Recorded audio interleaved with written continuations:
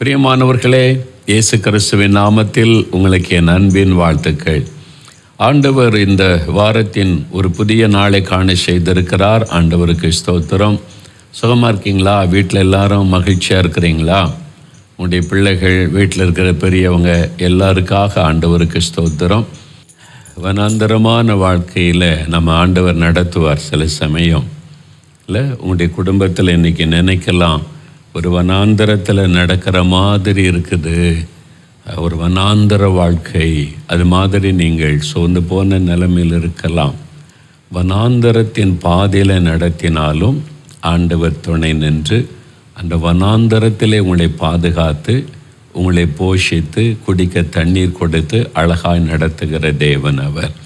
அதனால் வாழ்க்கை என்பது வனாந்தரத்தில் நடப்பதை போன்று தான். பாடுகள், பள்ள மேடுகள் எல்லாத்தையும் கடந்து தான் நம்ம செல்லணும். அது குடும்ப வாழ்க்கைன்னு சொல்லும்போது இன்பமும் துன்பமும் மாறி மாறித்தான் வரும்.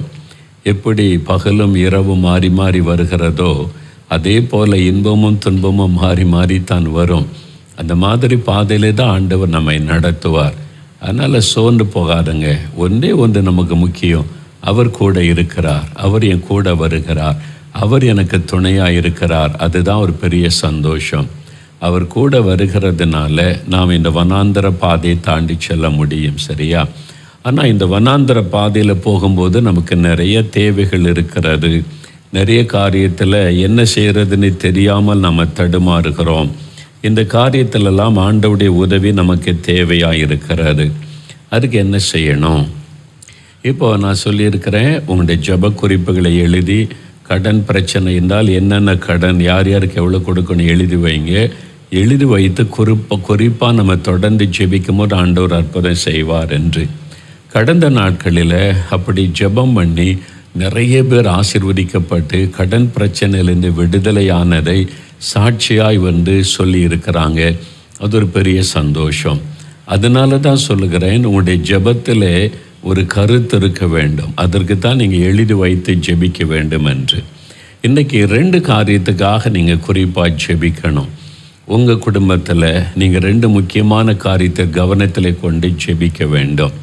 அதற்கு என்ன செய்யணும்னா, ஒரு ப்ரேயர் டைரி வைத்து கொள்ளணும். ஒரு ஜெப கையேடு, ஒரு ப்ரேயர் டைரி நீங்கள் வைத்துக்கொண்டு வேறு புஸ்தகத்தோடு வைத்து கொண்டீங்கன்னா ஜெபத்திற்காக குறிப்புகளை எழுதி வைத்து ஜெபம் செய்வது. நான் அந்த மாதிரி வைத்திருக்கிறேன். அது என்னுடைய விசுவாச வாழ்க்கையை பலப்படுத்துகிறது, ஆவிக்குரிய வாழ்க்கையை பலப்படுத்துகிறது, நிறைய அற்புதங்களை காண செய்கிறது. அதில் 2 விதமான ஜெப குறிப்புகள். நம்ம ஈசாக்கை குறித்து தொடர்ந்து தியானித்து கொண்டு வருகிறோம் இல்லையா? ஈசாக்கு, ரெபேக்காளை குறித்து. இப்போ அவங்க வாழ்க்கையிலிருந்தே 2 விதமான ஜெபங்களை நான் உங்களுக்கு சொல்லுகிறேன். முதலாவது காரியம் பாருங்கள், ஆதியாகமம் 25ஆம் அதிகாரம் 21வது வசனம். ஆதியாகமம் 25:21 பாருங்கள். பைபிளை திருப்பி அந்த வசனத்தை பாருங்களேன். மலடியாயிருந்த தன் மனைவிக்காக ஈசாக்கு கர்த்தரை நோக்கி வேண்டுதல் செய்தான். கர்த்தர் அவன் வேண்டுதலை கேட்டருளினார். அவன் மனைவி ரெபேக்காள் கர்ப்பம் தரித்தாள். தன்னுடைய மனைவிக்காக ஈசாக்கு வேண்டுதல் செய்தான். தேவனிடத்திலே ஒரு காரியத்திற்கு வேண்டுதல் செய்வது என்பது, ஆண்டவரே கற்பத்தை ஆசீர்வதியும், எங்கள் சந்ததியை பெருக பண்ணும், ஒரு குழந்தை செல்வத்தை கொடுத்து ஆசீர்வதியும்.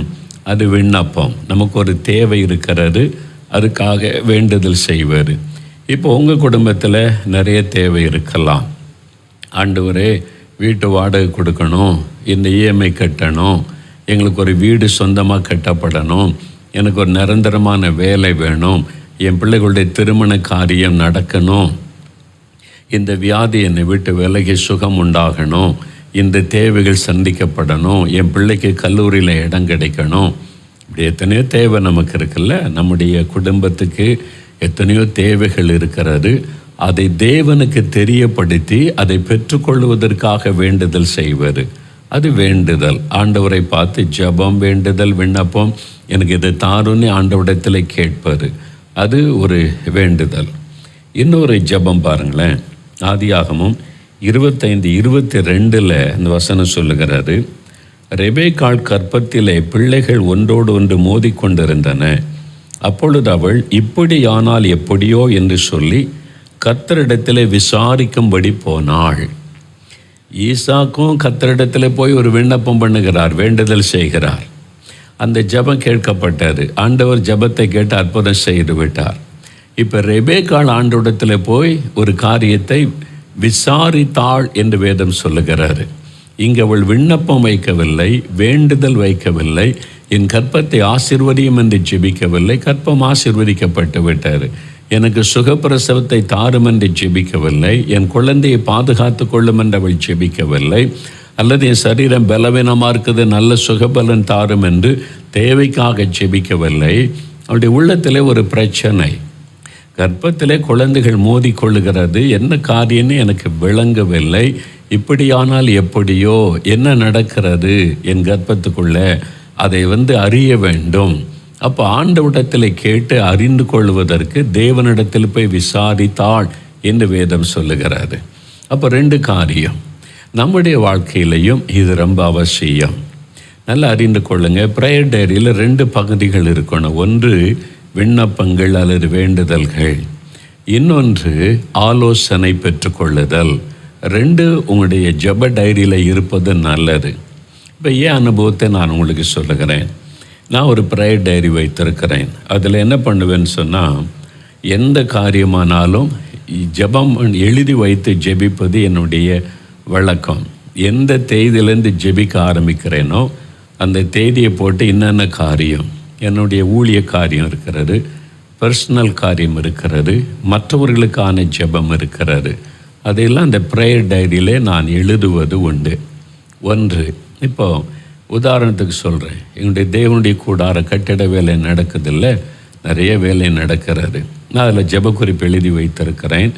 தேவனுடைய கூடார வேலை முடிவடைவதற்கு என்னென்ன காரியம் நடக்கணும். ஜன்னல் வேலை முடிக்கப்படணும், அப்புறம் கதவு அமைக்கிற வேலை முடிக்கப்படணும், இன்னும் 2 வேலை இந்த டைல்ஸ் ஓட்டுகிற வேலை முடிக்கப்பட வேண்டும், கேம்பஸ் முழுவதிலும் மரம் வைக்கப்பட வேண்டும், காம்பவுண்டு வால் கட்டப்பட வேண்டும், ஸ்டேஜ் அந்த காரியங்கள் அமைக்கப்பட வேண்டும், அக்வாஸ்டிக் அமைக்கப்பட வேண்டும், என்னென்ன உண்டோ எல்லாத்தையும் நான் எழுதியிருக்கிறேன். கிட்டத்தட்ட ஒரு 20 பாயிண்ட்ஸ் அதை நான் எழுதியிருக்கிறேன். மொத்தமாக தேவனுடைய கூடாரத்தை பார்த்து இதெல்லாம் முடியும் போது தான் வேலை முற்று பெறும். வேலை நடக்கிறது. அதை வைத்து நான் ஜெபம் செய்வது. ஆண்டவரே, இந்த காரியம் முடிக்கப்படணும், இந்த காரியத்தை முடித்து தாரும், இது இந்த தேவையை சந்தியும், இதற்கான டைல்ஸை கிடைக்கப்படணும், இந்த ஆட்களை பயன்படுத்தும், ஒவ்வொரு காரியத்திற்காய் குறிப்பாய் ஜெபம் செய்வது. அதை வைத்து டெய்லி நான் ஜெபித்து கொண்டே வருவேன். அதன் பிறகு எந்தெந்த வேலை முடிஞ்சிருக்கிறோ அந்த வேலை முடிந்த உடனே பக்கத்தில் டிக் பண்ணி பிரைஸ் தி லார்ட், என் ஜெபம் கேட்கப்பட்டது, பதில் வந்து விட்டது. அப்படி பார்த்தா மரம் வைக்கப்பட்டு விட்டது, டிக் பண்ணி பிரைஸ் தி லார்ட். கேம்பஸ் முழுவதும் ஒரு ஆடியோ சிஸ்டம் அமைச்சிருக்கிறோம், அது முடிக்கப்பட்டு விட்டது, டிக் பண்ணி பிரைஸ் தி லார்ட். அப்போ எந்தெந்த வேலை முடிஞ்சிருக்கிறோ அதையெல்லாம் டிக் பண்ணி பிரைஸ் தி லார்ட் சொல்லி ஆண்டவரை துதித்துட்டு, இன்னும் முடிக்கப்பட வேண்டிய இந்த வேலைகள்லாம் முடிக்கப்படணும், ஆண்டவரை சீக்கிரமாய் முடித்து தாரும் என்று ஜெபம் செய்வது. இது ஒரு காரியத்துக்கு மட்டும். இதே மாதிரி ஜெபமலை இருக்கிறது, இதே மாதிரி மற்ற ஊழிய காரியம் இருக்கிறது, அதை தவிர்த்து என்னுடைய பர்சனல் காரியம், என்னுடைய குடும்ப காரியம் இருக்கிறது, அதை தவிர்த்து நம்முடைய தேசத்தின் காரியம் இருக்கிறது. இன்னும் குறிப்பாக சில ஜெபிக்க சொல்லும்போது அப்போ குழந்தைக்காக ஜெபிக்கணும் அப்படின்னு சிலர் கேட்பாங்க. எல்லாருக்காக பொதுவாக ஜெபிக்கிறது உண்டு. சிலர் ரொம்ப பேர்டனோடு இருக்கும்போது கர்த்தருடைய ஆவியானவர் பாரப்படுத்தினால் அவங்க பேர் எழுதி வைத்து ஜெபம் பண்ணுவேன். அப்படி ஒரு 3 பேர் 4 பேர் இருந்தால், ஆண்டவரே உங்களுக்கு ஒரு குழந்தை செல்வத்தை அருளி ஆசீர்வதியும், தொடர்ந்து அடிக்கடி ஜெபிக்க பதில் வந்த உடனே டிக் பண்ணி பிரைஸ் தி லார்ட் என்று எழுதி கொள்வேன். அப்போ ஜெபத்துக்கு பதில் வந்து விட்டாரு என்று அர்த்தம். அப்போ இந்த மாதிரி என்கிட்ட சொல்லுகிற எல்லாருக்கும் எழுதுனா டைரிலாம் போதாது, ஆயிரக்கணக்கான பேர் சொல்கிறாங்க. அதில் குறிப்பாக ஆவியானவர் யாரை குறித்து ஒரு பாரத்தை உண்டாக்குறாரோ அதை மற்றவருடைய காரியமாய் எழுதி வைத்து ஜெபிப்பது உண்டு. அப்போ அது விண்ணப்பம், ஜெபம், அதுக்கு ஆண்டவர் பதில் கொடுத்துட்டாருன்னு பிரைஸ் தி லார்ட் என்று எழுதி மற்ற காரியத்திற்கு தொடர்ந்து ஜெபம் செய்வது. அப்போ ஒரே குறிப்பிட்ட காரியம் பெற்றுக்கொள்ளும் வரைக்கும் நம்ம ஜெபித்து கொண்டே இருக்கிறோம். அதுதான் கருத்தான ஜெபம். நம்ம என்ன மிஸ்டேக் பண்ணுகிறோம், சில காரியத்துக்கு ஜெபிப்போம் 2 நாள் 3 நாள், அப்புறம் அதுக்கு ஜெபத்துக்கு பதில் வந்ததா இல்லையான்னு கூட தெரியாது, மறந்துடுவோம். வேறு காரியத்துக்கு ஜெபம் பண்ணி ஷிஃப்ட் ஆகிடுவோம். என்ன நம்ம எழுதி வைக்கலை, அது மறந்து போயிடும், அவ்வளோதான். ஆனால் நம்ம தொடர்ந்து எழுதி வைத்து கிரமமாக தொடர்ந்து ஜெபித்து கொண்டிருந்தால் அதற்காக பெற்றுக்கொள்ளும் வரைக்கும் நம்ம ஜெபிக்கிற ஜெபம் இருக்குது, அதான் கருத்தான ஜெபம். அப்போ உங்கள் குடும்பத்தில் எத்தனையோ பிரச்சனை இருக்குல்ல, கடன் பிரச்சனை, பிள்ளைகள் ரட்சிக்கப்படணும், கணவர் ரட்சிக்கப்படணும், அல்லது வீடு கட்டப்படணும், ஆண்டவரே இந்த பணம் நாங்கள் கொடுத்து முடிக்கப்படணும், இந்த மாதிரி எனக்கு ஒரு வாகனம் வாங்கப்பட வேண்டும், எனிதிங் உங்களுக்கு என்ன காரியம் இருக்கட்டும் அதை எழுதி வைத்து ரெகுலராக நீங்கள் ஜெபித்து பாருங்களேன். நீங்கள் டெய்லி ஒரு முறை அதை சொல்லி அப்படி ஜெபித்து பாருங்கள். அப்போ உங்கள் பதில் வர டிக் பண்ணும்போது உங்களுடைய விசுவாசம் பலன் அடையும். நான் பார்ப்பேன், 20 ஜெப குறிப்பு எழுதணும், 5 காரியம் ஆண்டவர் முடிச்சு கொடுத்துட்டாரு, இன்னும் 15 தானே, கர்த்தருக்கு ஸ்தோத்திரம். இன்னும் 5 முடிஞ்சவொடனே டிக் பண்ணிட்டா 10 முடிச்சிட்டார், இன்னும் 10 தானே, இன்னும் தொடர்ந்து விசுவாசம் உள்ள ஜெபம். இன்னும் 5 முடிச்சுட்டா இன்னும் 5 தானே, 15 ஆண்டவர் முடிச்சு தந்துட்டார், ஆண்டவருக்கு ஸ்தோத்திரம். உங்களுடைய விசுவாசம் பலப்படும், ஜெபத்தில் உங்களுக்கு ஒரு ஆர்வம் உண்டாகும், ஜெபத்ததுனால நம்ம பெற்றுக்கொள்கிறோம் என்ற விசுவாசம் உங்களுக்குள்ள ஸ்ட்ராங்காக உண்டாகும். அதனால் அந்த மாதிரி ஜெப குறிப்புகளை எழுதி வைத்து நீங்கள் ஜெபிக்க பழகணும். 1 விண்ணப்பங்களை தெரியப்படுத்துவது, ஈசாக்கு மாதிரி. 2வது ரெபேக்காள் மாதிரி என்ன சொன்னோம், ஆலோசனை. இப்போ நான் அப்படி எங்கள் ஜெபக்குறையினுடைய ப்ரேயர் டைரியில் ஒரு பகுதி வச்சுருக்கிற ஆலோசனை. இப்போ இந்த காரியத்தை செய்யலாமா வேண்டாமா, ஆண்டவரே இதில் நீங்கள் என்ன ஆலோசனை கொடுக்குறீங்க. ஒருத்தர் சொல்லுவாங்க இந்த காரியத்தை ஊழியத்தில் செய்யணும் அப்படின்னு கேட்டால் நான் ஜெபம் பண்ணுறேன் அப்படின்னு சொல்லிட்டா நான் எழுதி வைத்து, ஆண்டவரே இதை செய்ய சொல்கிறாங்க, இதை செய்யலாமா வேண்டாமா, நீங்கள் என்ன சொல்கிறீங்க, ஆண்டவரே இந்த காரியத்தை வாங்கணும்னு சொல்கிறாங்க ஊழியத்துக்காக, இது வாங்கணுமா வேண்டாமா, ஆண்டவர்கிட்ட கேட்டு எழுதி வைப்பார். எந்த ஒரு காரியத்தை எழுதி வைத்து கர்த்தருடைய ஆலோசனைக்காக, இதில் உம்முடைய ஆலோசனை எனக்கு வேண்டும், நான் நினைக்கிறேன் இதை செய்யலான்னு, ஆனால் அது கரெக்டாக தப்பான்றது உமக்கு தான் பூரணமாக தெரியும், அதனால் உம்முடைய சித்தம் இதில் எனக்கு தெரியணும், உம்முடைய வழி நடத்துதல் எனக்கு வேண்டும், ஆண்டவரே எனக்கு உதவி செய்யும் என்று ஆலோசனைக்காக ஜெபம் செய்வது. சில சமயம் ஒரே நாளில் பதில் வந்துடும், சில நாள் 2 நாள் 3 நாள், சில சமயம் 1 வாரம் 2 வாரம் ஆண்டவர் அமைதியாக இருப்பார்.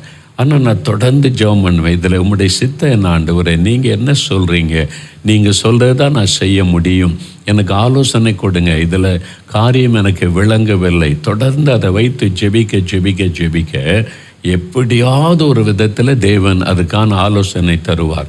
சில சமயம் வேறு வசனத்தின் மூலம் ஆலோசனை தருவார், சில சமயம் உள்ளத்தில் ஆவியானவர் ஏவுதல் மூலமாய் அந்த பதிலை தருவார், சில சமயம் சூழ்நிலைகள் மூலமாக அந்த பதிலை தருவார்.